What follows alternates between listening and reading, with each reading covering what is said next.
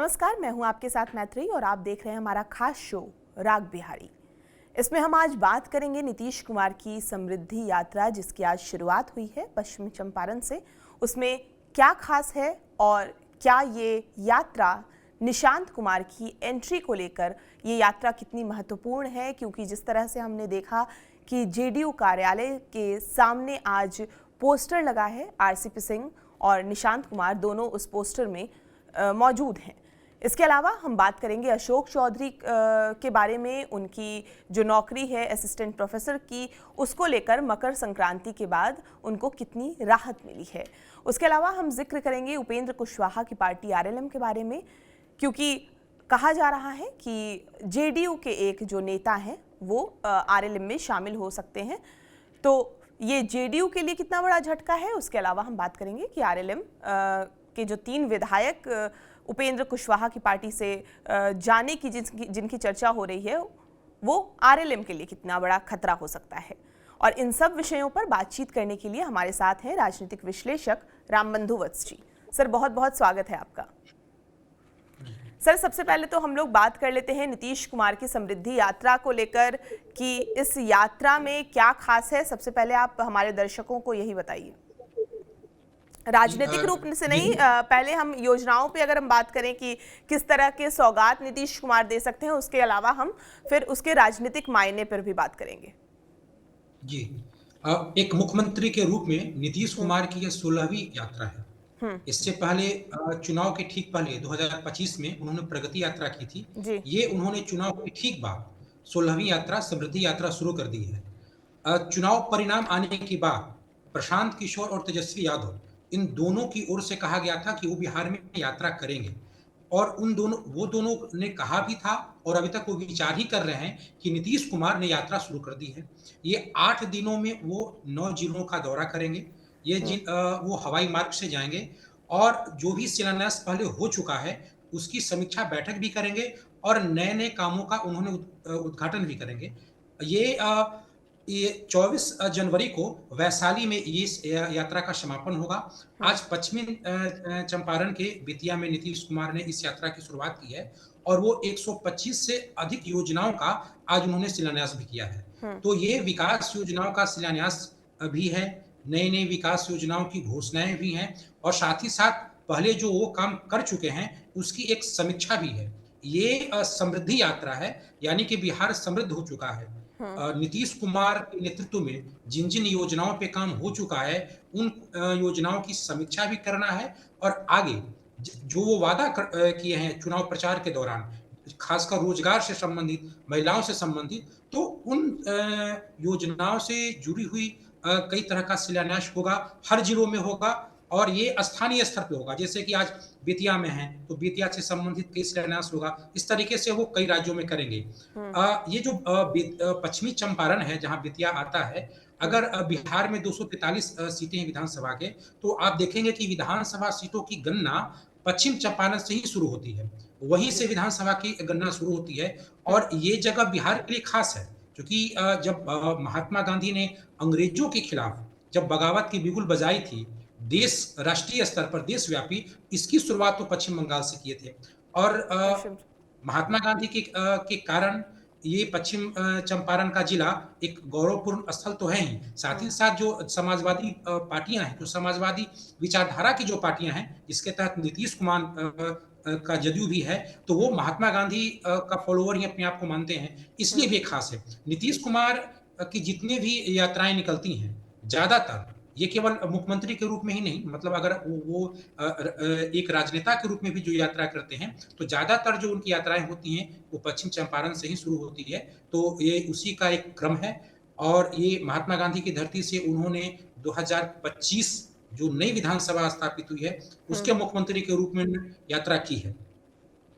अब राजनीतिक रूप से हम बात कर लेते हैं सर, कितना अहम है, क्योंकि जिस तरह से आज हमने देखा कि जेडीयू कार्यालय के बाहर आरसीपी सिंह का पोस्टर था, निशांत कुमार का पोस्टर था। आपने हालांकि हमारे कार्यक्रम में कल ही ये जिक्र किया है कि 17 तारीख के बाद बहुत कुछ जेडीयू के अंदर बदलने जा रहा है, और जिस तरह से आपने पोस्टर की बात की थी और वो आज हमने देखा कि कार्यालय के बाहर कैसे पोस्टर लगे हुए थे। तो क्या ये यात्रा निशांत कुमार को लेकर भी कुछ अहम हो सकता है क्या? जी, ये एक नई शुरुआत है। ये जो यात्रा है, आप देखें कि चुनाव परिणाम के ठीक बाद नीतीश कुमार यात्रा पे निकल गए और जबकि उनकी जो विपक्षी पार्टियां हैं, जैसे जन स्वराज है, तेजस्वी यादव, आरजेडी है, ये लोग अभी विचार विमर्श ही कर रहे हैं। तेजस्वी यादव यात्रा पे निकल गए, तो ये एक मिशन है। ये मिशन भले एक मुख्यमंत्री के रूप में तो है ही, लेकिन एक मुख्यमंत्री हैं और साथ ही साथ राजनेता, मुख्यमंत्री राजनेता भी होता है। तो जो बहुत बड़ी करवट लेने वाली है जदयू, नए बदलाव का एक सामना करने वाली है जदयू, तो वो नीतीश कुमार एक मैसेज देना चाहते हैं कि नीतीश कुमार एक यहाँ से 2 मैसेज है। एक तो ये है कि नीतीश कुमार सुपर सीएम है, सुपर एक्टिव हैं।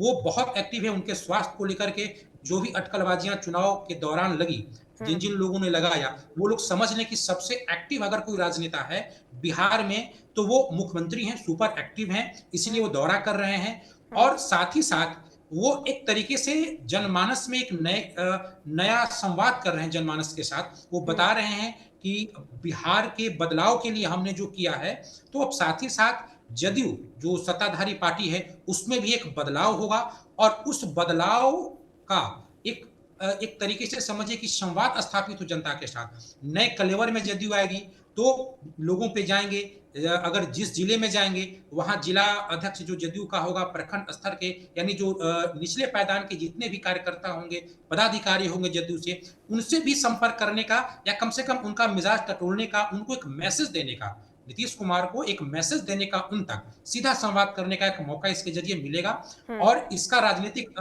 मायने है।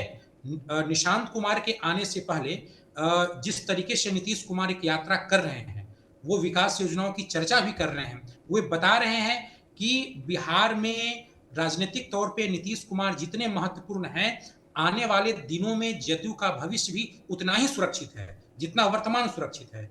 वो जो भविष्य है, वो निशांत कुमार के ज़रिए है। निशांत कुमार आएँगे, ताजपोशी होगा। एक जदयू में तो संतुलन बना ही रहेगा। निशांत कुमार को लेकर के जदयू में कहीं से कोई किसी तरीके की कोई तू-तू, मैं-मैं या किंतु-परंतु वाली बात नहीं है। लेकिन जो नए लोग आएँगे, जैसे आरसीपी सिंह आएँगे, राष्ट्रीय अध्यक्ष का जो बदलाव होगा, प्रदेश अध्यक्ष का भी बदलाव होने वाला है। कई नेता आएँगे जिन्हें महासचिव स्तर पे उनको ज़िम्मेवारी दी जाएगी। तो इन बदलावों के लिए जो उनके कार्यकर्ता हैं, जो उनका जो जनाधार है, जो बिहार की अति पिछड़ी जातियाँ हैं, लौकिक समाज है, तो उनके बीच भी एक सीधा संवाद है। एक तरीके से समझिए कि जो जदयू में जितने भी नेता हैं, नीतीश कुमार के बाद वो 4-5 महत्वपूर्ण नेता हैं, जिनके बारे में बताया जाता है कि ये लोग कई-कई तरह के खेमों में, गुटों में बँटे हैं, किसी के आने और किसी के जाने के लिए ये लोग एक्टिव रहते हैं। तो उन लोगों को नज़रअंदाज करके नीतीश कुमार अपने जनाधार से सीधा संवाद कर रहे हैं, सीधा एक तरीके से उन्हें मैसेज देंगे इस यात्रा के ज़रिए और फिर निशांत कुमार आएँगे और जो कल मैंने पोस्टर की बात की थी, वो 17 जनवरी को पटना में लौकुश समाज के द्वारा एक दही चूड़ा का कार्यक्रम का आयोजन होने वाला है। वहाँ पे नीतीश कुमार सहित एनडीए के सभी मंत्री, कई नेता उसमें आमंत्रित हैं। लेकिन उसके साथ-साथ जो उसका रोचक पहलू यह है कि उसमें निशांत कुमार को भी आमंत्रण दिया गया है और वो जो सभा स्थल होगा, जो चूड़ा-दही का जो कार्यक्रम का जो स्थल है, वहाँ बैनर पोस्टर में निशांत कुमार छाए रहेंगे। नीतीश कुमार और निशांत कुमार यही 2 नेता छाए रहेंगे। तो एक तरीके से आप समझ सकती हैं कि ये एक अघोषित एंट्री होगी निशांत कुमार की। क्योंकि वहाँ एनडीए के मंत्री रहेंगे, एनडीए के राजनेता रहेंगे और उनके बीच में और नीतीश कुमार की मौजूदगी में निशांत कुमार को आना है। ये इस तरीके का कार्यक्रम का आयोजन हो गया है। जी। इसके अलावा हम सर बात करते हैं बिहार सरकार के ही मंत्री अशोक चौधरी को लेकर, क्योंकि उनकी असिस्टेंट प्रोफेसर वाली नौकरी को लेकर विवाद चल रहा था, लेकिन अब तस्वीर जो है वो साफ होती जा रही है। 5 साल पहले राजनीति शास्त्र के 280 पदों के लिए बहाली निकली थी, जिसका रिजल्ट जो है वो 4 जुलाई 2025 को आया था और इस लिस्ट में एससी कोटे से अशोक चौधरी का नाम भी था और उन्हें पाटलिपुत्रा यूनिवर्सिटी मिला। विपक्ष ने सवाल उठाए, बवाल भी मचा, लेकिन अब मकर संक्रांति पर बिहार राज्य विश्वविद्यालय सेवा आयोग ने शिक्षा विभाग को डोजियर देकर साफ कर दिया है कि उनके नाम और नियुक्ति में कोई गड़बड़ी नहीं है और आयोग ने यह भी कहा है कि आरोप जो हैं वो बेबुनियाद हैं। तो फिलहाल जो है वो अशोक चौधरी को बड़ी राहत मिली है, और इस पर क्या अपडेट है, क्या पूरा मामला था, ये आप बताइए। जी देखिए, ये बीएसयूएससी हम्म। विश्वविद्यालय राज्य विश्वविद्यालय सेवा आयोग के द्वारा जो हम्म। वैकेंसी निकली थी, तो हम्म। इसमें ये 2025 जून में ही आ गई थी।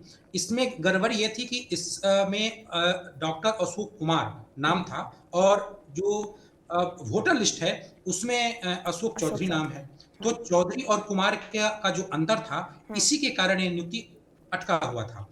अब हम्म। अगर आप विश्वविद्यालय की ओर से देखिए, जितने भी मैट्रिक के उनके सर्टिफिकेट हैं, या इंटर या ग्रेजुएशन, मास्टर, पीएचडी, जितने भी उनके जो सर्टिफिकेट हैं, सब पे वो कुमार ही नाम है, कहीं पे चौधरी नाम नहीं है। तो जो दस्तावेज के जरिए नियुक्ति होता है, उसमें कहीं से कोई गड़बड़ी नहीं था।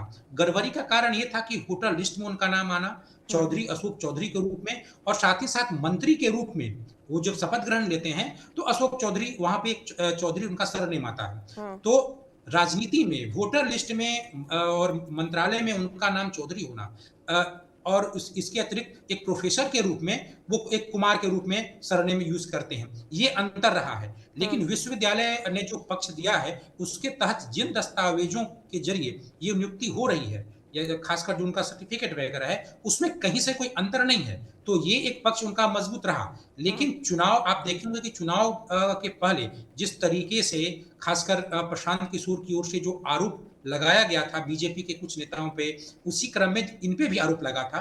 कहीं न कहीं ये चुनाव प्रचार के दौरान और चुनाव के बीच में ये हाशिए पे चले गए थे। उसी के बीच पे इन पे आरोप लगा, तो इस आरोप को राजनीतिक परिप्रेक्ष्य में देखा जा रहा था कि जो नाम का जो अंतर है, वास्तव में अगर आप कानूनी तौर पे देखेंगे, तो नाम का अंतर मायने रखता है। हम्म। नाम का अंतर बहुत मायने रखता है। खासकर तब जब आप मंत्री भी बनते हैं, वो भी एक सरकारी दस्तावेज होता है।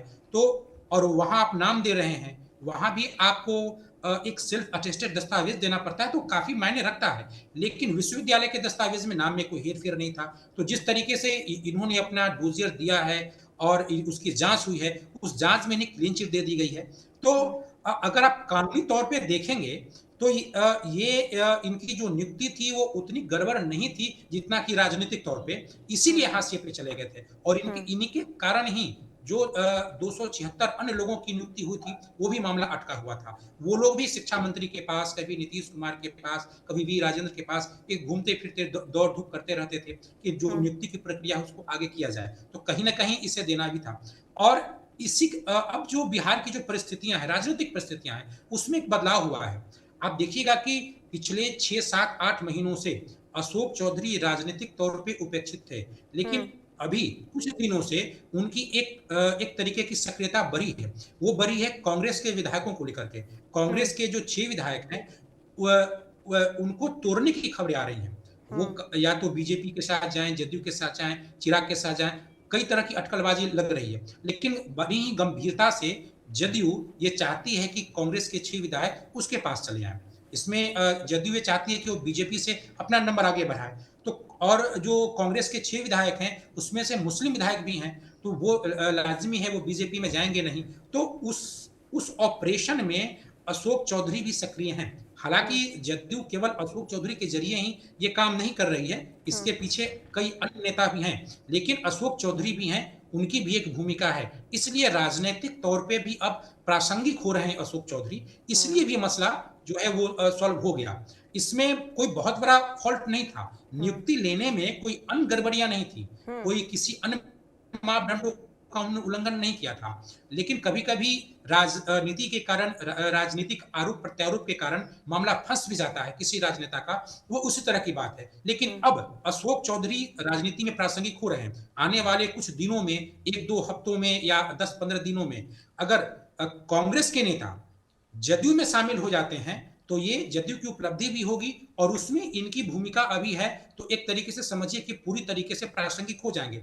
आप गौर कीजिए कि चुनाव से पहले प्रशांत किशोर ने जदयू पे जो आरोप लगाया, उसमें से अशोक चौधरी ही हैं। इसके अतिरिक्त उन्होंने जो आरोप लगाया वो बीजेपी पे लगाया, और उसके बाद ये जदयू के जो खेमेबाजी है या जदयू की राजनीति में हाशिए पे चले गए। लेकिन जब नई सरकार का गठन हुआ, तो नीतीश कुमार ने इनको मंत्री बनाया, इन पे विश्वास किया, आज वो मंत्री भी हैं। अब वो राजनीति का जो नया दाव है कांग्रेस के जरिए वो कर रहे हैं। पहले कांग्रेस से ही अशोक चौधरी कांग्रेस से आए भी थे, तो एक कांग्रेस की जो मन स्थिति होती है, वहां के विधायकों का जो उहापोह होता है, इससे वो वाकिफ भी हैं। एक कम्युनिकेशन इनका बना भी हुआ है। आज भी कांग्रेस के कई महत्वपूर्ण पदाधिकारियों से अशोक चौधरी का संवाद बना हुआ है। ऐसे में अगर अशोक चौधरी जदयू के अन्य नेताओं के अपेक्षाकृत पहले या आसानी तरीके से अगर कांग्रेस के विधायक को अपने पाले में ला लेते हैं, तो मुझे लगता है कि ये नीतीश कुमार के करीबी पहले की तरह हो जाएंगे। तो ये राजनीति में चूंकि अब प्रासंगिक हो रहे हैं, जदयू की राजनीति में या नीतीश कुमार के नजदीक ये और अब जा रहे हैं पहले की तुलना में, इसलिए ये मामला सॉल्व हो गया है। सर, पार्टियों के अंदर जो टूट फूट की खबर जो है वो लगातार सामने आ रही है। ऐसे में उपेंद्र कुशवाहा का चर्चा करना लाजिम है, क्योंकि जिस तरह से उनके 3 विधायक बार बार कहा जा रहा है कि कभी हम देखते हैं कि पवन सिंह के बर्थडे पे वो मौजूद रहते हैं, लेकिन अपने पार्टी के कार्यक्रमों से गायब रहते हैं।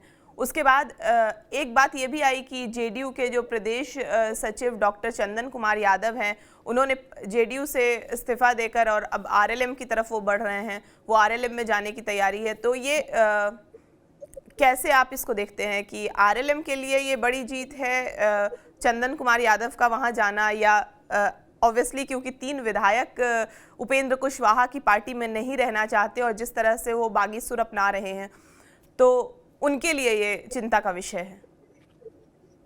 देखिए, चंदन कुमार यादव का वहां जाना ये उनका व्यक्तिगत मसला है। व्यक्तिगत तौर पे वो उपेक्षित महसूस कर रहे होंगे, लेकिन नीतीश कुमार ये कभी नहीं चाहते हैं कि उपेंद्र कुशवाहा की पार्टी टूट जाए। अगर नीतीश कुमार ऐसा चाहते तो आज उपेंद्र कुशवाहा की जो 3 बागी विधायक हैं, उनके पास 4 ही विधायक हैं, तो उसमें से 3 जब बागी हैं, तो वो जिस तरीके से चिराग पासवान के साथ हुआ, वही हर्ष उपेंद्र कुशवाहा के साथ होता।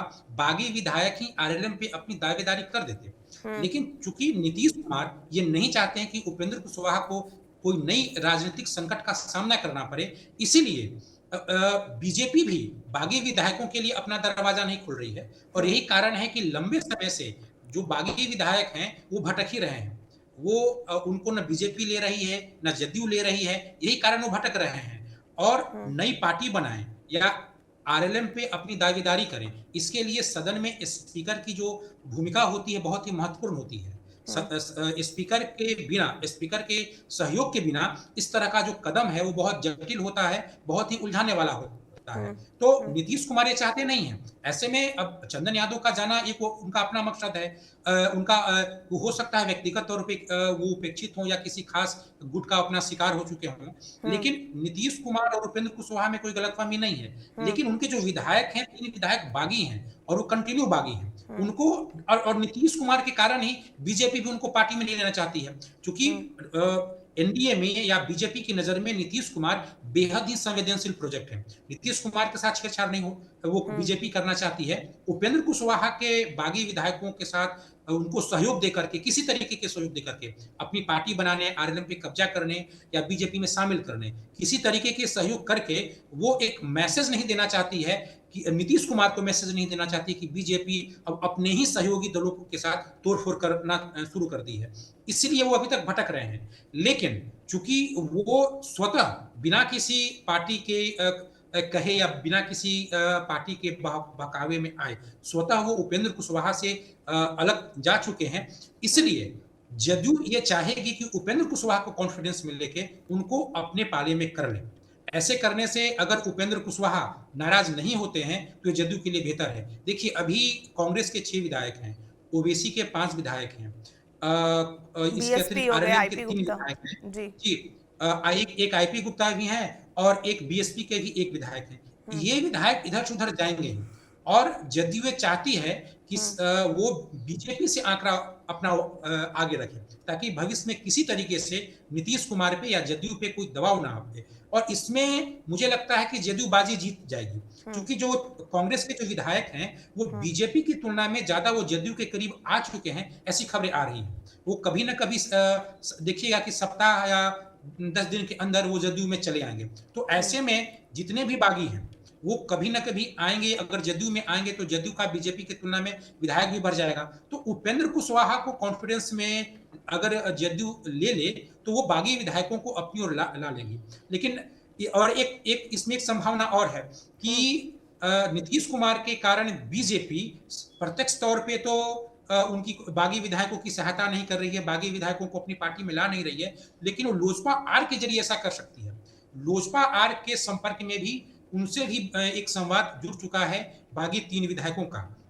तो अगर लोजपा आर में शामिल हो जाते हैं तो लोजपा आर भी एनडीए के भीतर बीजेपी का सबसे नजदीक माना जाता है। अगर लोजपा आर की ताकत बढ़ती है तो चिराग पासवान तो मजबूत होंगे ही, लेकिन एनडीए में बीजेपी भी मजबूत होगी। तो वो भी एक तरीका है। कांग्रेस के विधायकों पे भी लोजपा आर के जरिए बीजेपी डोरा डाल सकती है। तो बीजेपी अपने तरीके से या लोजपा आर के तरीके से काम कर सकती है बागी विधायकों को अपने पाले में लाने का, और जदयू भी कर रही है। तो कांग्रेस के जो विधायक बागी होंगे उसमें एक अशोक चौधरी की भी भूमिका है, और आरएलएम के जो विधायक हैं वो जदयू के भी संपर्क में है। दूसरी बात यह है कि जो जदयू के भगवान सिंह कुशवाहा हैं वो तो खुलेआम इस बात को कहते भी हैं कि सभी बागी विधायक मेरे पास मेरे संपर्क में हैं, और वो चाहते हैं कि जदयू में आए, क्योंकि अगर वो जदयू में आएंगे तो भगवान सिंह उनके जरिए अगर जदयू में आएंगे तो भगवान सिंह कुशवाहा की जो एक अहमियत है तो बिहार की कुशवाहा की राजनीति में वो महत्वपूर्ण हो जाएगी। इसी तरीके से उपेंद्र कुशवाहा की पार्टी को व्यक्तिगत तौर पे सम्राट चौधरी भी चाहते हैं जो बागी विधायक हैं बीजेपी में चले जाएं, क्योंकि असली जो कवायद है उपेंद्र कुशवाहा के साथ जो हो रहा है वो कुशवाहा राजनीति में अपने आप को सुपर साबित करने की एक खोर है कुशवाहा राजनेताओं के जरिए कि कुशवाहा का सबसे बड़ा नेता कौन है। देखिए उपेंद्र कुशवाहा की एक अपनी पार्टी है और वो प्रदर्शन भी कर चुके हैं, लेकिन सम्राट चौधरी ये बताना चाहते हैं कि बिहार में कुशवाहा समाज के सबसे बड़े नेता वो हैं। इसी तरीके से भगवान सिंह कुशवाहा जदयू में हैं, वो भी अपने आप को कुशवाहा का सिरमौर स्थापित करना चाहते हैं। ये दोनों नेता व्यक्तिगत तौर पे उपेंद्र कुशवाहा की पार्टी को के बागी विधायकों के संपर्क में है और अपनी अपने पार्टी में लाना चाहते हैं, लेकिन नीतीश कुमार ऐसा नहीं चाहते। भगवान सिंह कुशवाहा ने तो कहा भी है कि वो हमारे संपर्क में है, लेकिन नीतीश कुमार नहीं चाहते हैं, इसलिए मसला रुका हुआ है। तो अब देखने वाली बात होगी कि आखिर इनका होगा क्या, क्योंकि काफी नाराज हैं, खासकर माधव आनंद हैं, बहुत करीब प्रतिक्रिया दे चुके हैं, रामेश्वर महतो भी कई बार करीब प्रतिक्रिया दे चुके हैं। तो ये केवल रूठे रूठे से ही रहेंगे, इनके पास कोई ऑप्शन है नहीं, तो और अपनी पार्टी बना सकते नहीं है, ये करेंगे क्या। तो मुझे लगता है कि जिस तरीके से ये एक आक्रोशित हैं उपेंद्र कुशवाहा को लेकर के, कहीं ना कहीं भविष्य में ये भी जदयू में आ जाएंगे। जी, बहुत शुक्रिया सर हमसे बातचीत करने के लिए। और आपको ये पूरी जानकारी कैसी लगी, इस विषय पर आपकी क्या राय है, हमें कमेंट करके ज़रूर बताएं। और बिहार की तमाम खबरों के लिए आप हमारे साथ बने रहें और देखते रहें TV9 बिहार झारखंड।